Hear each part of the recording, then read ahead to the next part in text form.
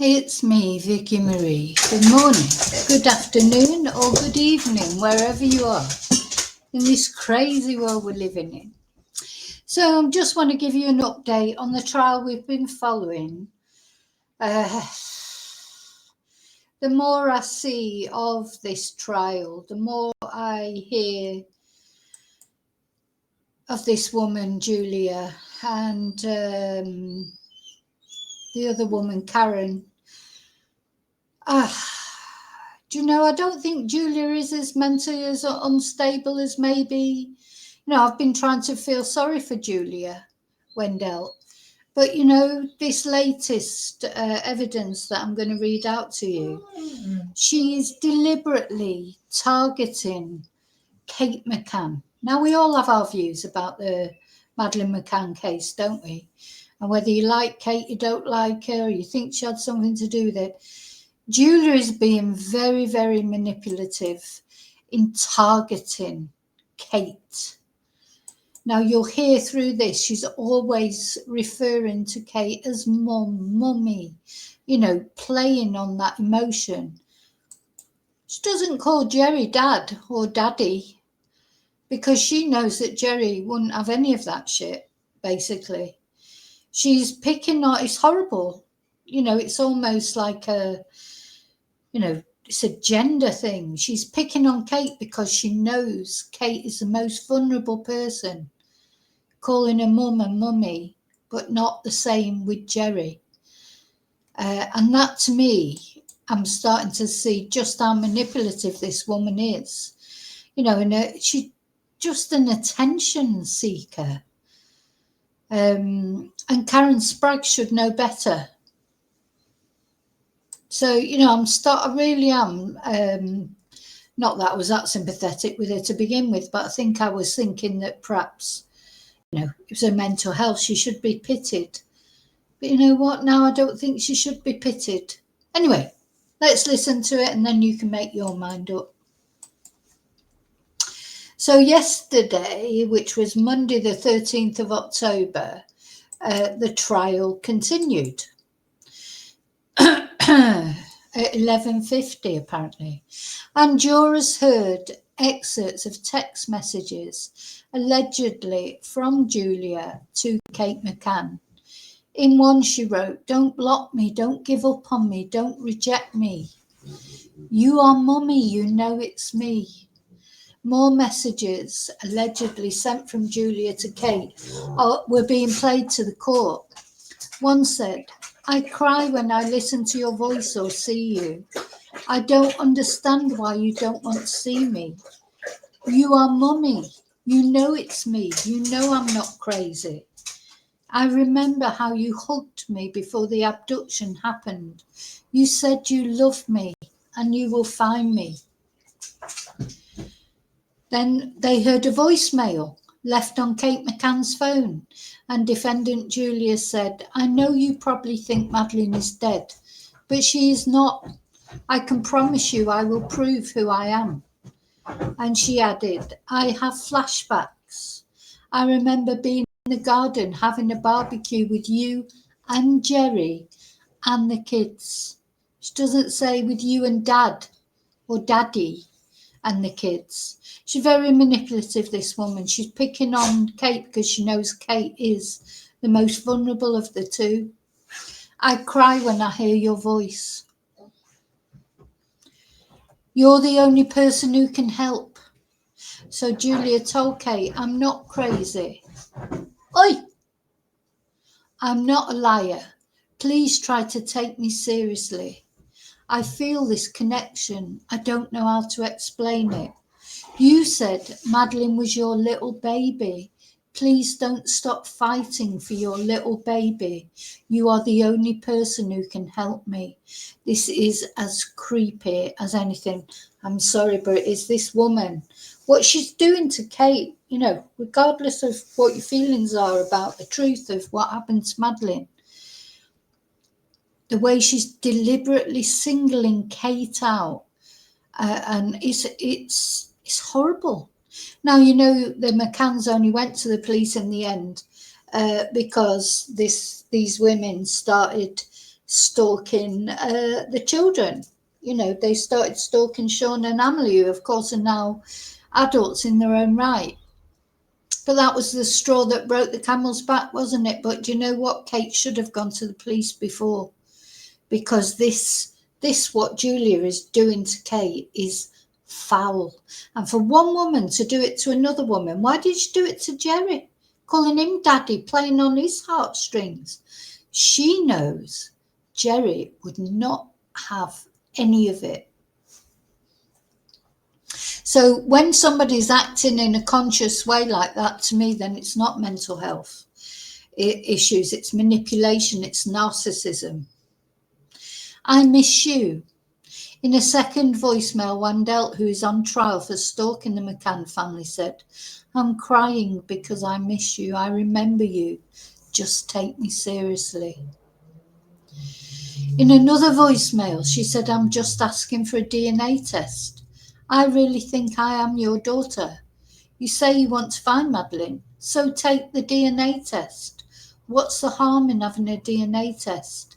I can pay for it. In another one, she said, I really believe you are my biological mother. I just want a DNA test. If I'm not Madeleine McCann, then I will leave you all alone. Just don't reject me. There's a possibility I'm her. I know, I remember. I know the parents that raised me aren't my parents. I mean, she's horrible to her own parents as well, who've brought her up. She's a horrible woman. Now I'm starting to I'm losing my sympathy for her, because I can just see this, the way she's deliberately targeting Kate is horrible. Jurors have heard a recording of Gerry McCann answering his wife's phone after Wandelt rang her, and he hung up after she identified herself. In a voicemail moments later, she said, I know it was you, Gerry. She didn't say, I know it was you, Daddy. I'm just trying to find my biological family. I'm trying to find out who I really am. I really believe I am Madeleine. I won't give up. I will prove my point, with or without your help. And that was the last of that day. And now I don't think it's started yet today. Now there were some other things. Didn't she say, let's have a look. I'm sure there's some other things that I saw, that she said her DNA was a 69% match or something like that.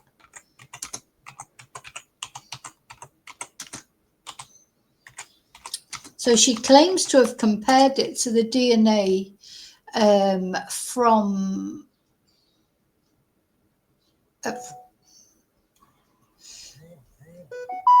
so she claimed to be to have 70% DNA or something. Let's see if I can find it.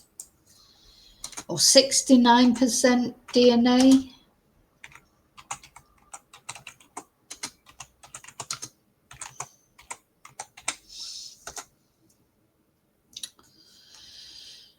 Let's see if I can find it. Where did I see it?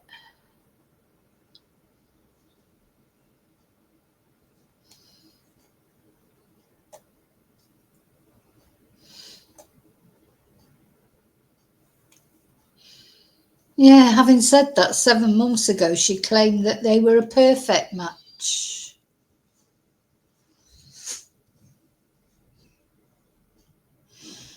And then other DNA tests say that they revealed she was fully Polish. I mean, what do we believe here? You know? What do we believe? Anyway, I know what I believe. She is not Madeleine. 100% is not Madeleine. It's horrible what she's been doing. It's horrible she's been exploited by Karen Spragg and podcasters who, you know, still spinning their rubbish. And, you know, I really do feel for Kate.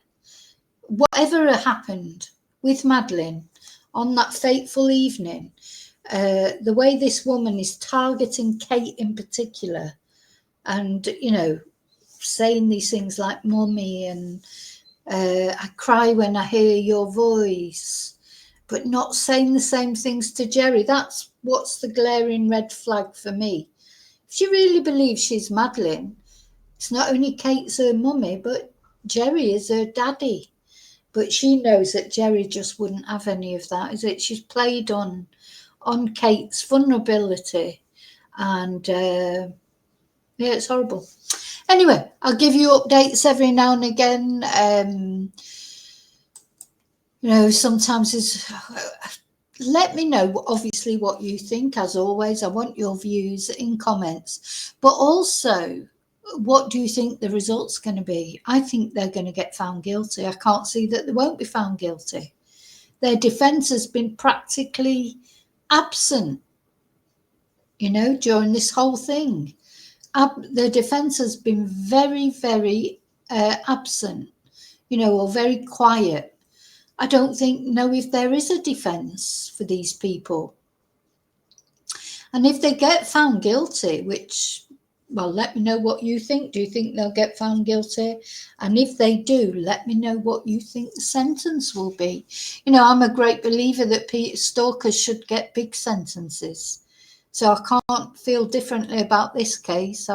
You know, as I've said many times, if you've ever been stalked, you know how it feels. It's just for your mental health, it just reduces you to a quivering wreck. And so if they are found guilty, they should get long sentences in my view. Not only them, you know, anyone who's found guilty of stalking. Stalking's a very, very serious offence, and it's an offence that isn't taken seriously enough sometimes. And at the end of the day, if somebody, you know, it often ends in murder. You know, there's like a progression with stalking. And, you know, Julia, she's that relentless. No wonder Kate was terrified. So anyway, as always, I'll leave it open to you to tell me what you think. God bless Maddie, wherever she is.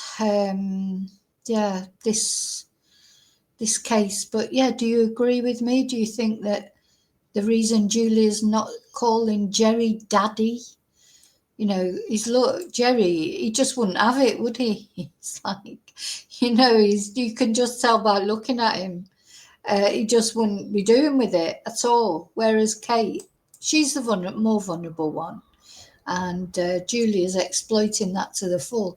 And she's a very silly girl, because if she hadn't extended her stalking to Amelie and Sean, she probably would not be in this position now. But that was the last straw. You know, the McCanns it's probably like water off a duck's back now, all these years later, what people say online about them, or whatever conspiracy theories, or, you know, people's opinions on what happened. They'll have got used to that. But once Julia, you know, started on the family, you know, started on Sean and Amelie, who are the complete innocents in this, and, you know, must cross their mind that it could have been one of them that was taken. It could have been all of them that were taken. They were left alone, these three little children. And now, you know, they've been through enough, really, haven't they? Having to just cope with being the siblings of the most famous missing persons case.